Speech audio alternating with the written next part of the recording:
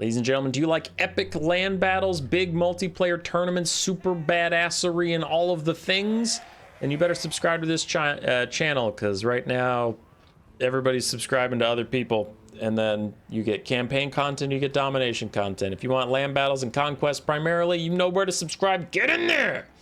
Vote with your subscription. It's free. It's normally vote with your wallet, which costs money. But anyway, we're back on a 3 mistakes I commonly see in multiplayer. And today we're using the Vampire Coast.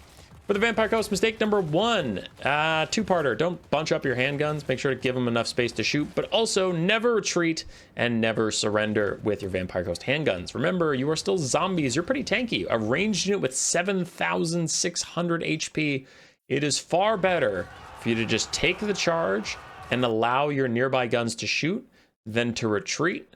And if you retreat into them, and then all of a sudden the Silver Helm is getting 2-for-1 disruption, and this guy's obstructed and he can't see, and then both your guys are in melee, and it just sucks. Do not retreat. Hold your ground, stand there, and get shot like a man.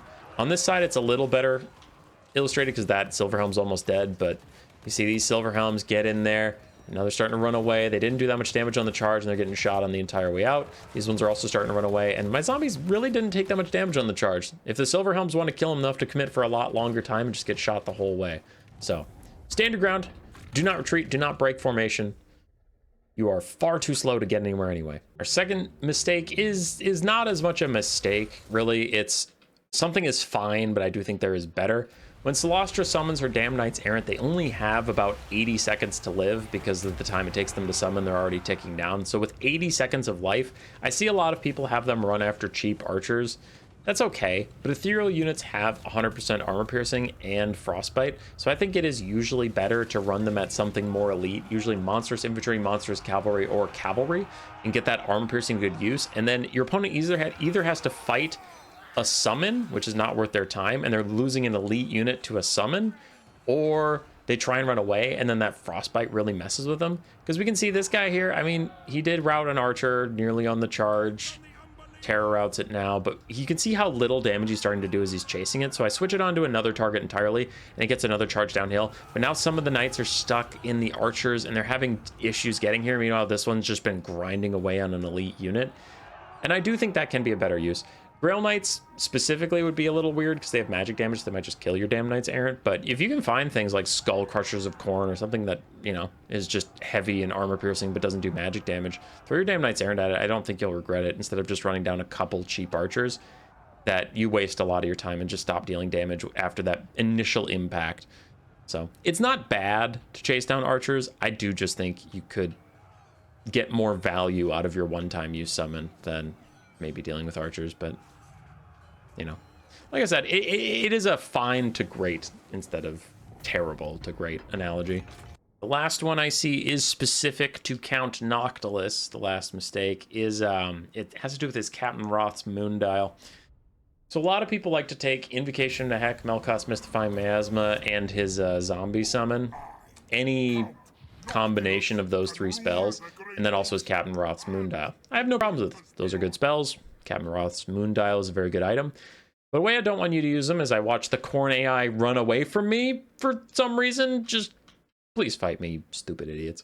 Anyway, I'll see people panic and just throw out all their summons at once. So we're going to get the moon dial summon, and we get Drowned Dead too. So now you have 3 melee zombies. And if you look at the models, there's an awful lot of models standing around.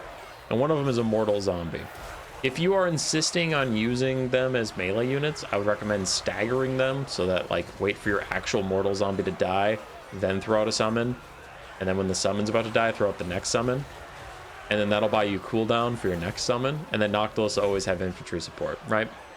So you could do that if you're insisting on all 3 melee. That is not what I wanted to show, but I'm just saying this is the worst of all worlds, and I do see that when people just panic and it's like, summon, summon, summon, summon, summon! Now you have a bunch of zombies standing around and they fade away.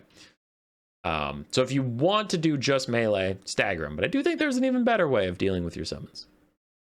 Noctilus is now out of buddies. He's all on cooldowns. And he's going to die. This time they're charging me. I don't know why they're not running away again. But what would be better is what you do see a lot of high-level tournament players do. So you can use your Captain Roth's Moon Dial as just a free zombie summon.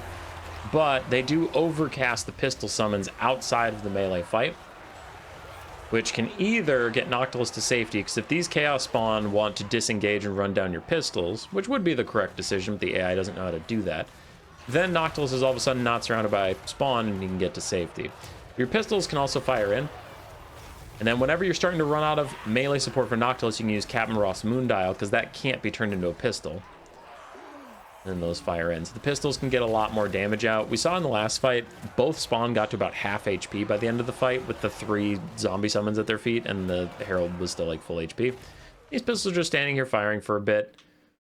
And they have such volume of fire that they can honestly take down even armored stuff. Maybe not kill it, but they'll do a lot more damage than you'd think for a little summon.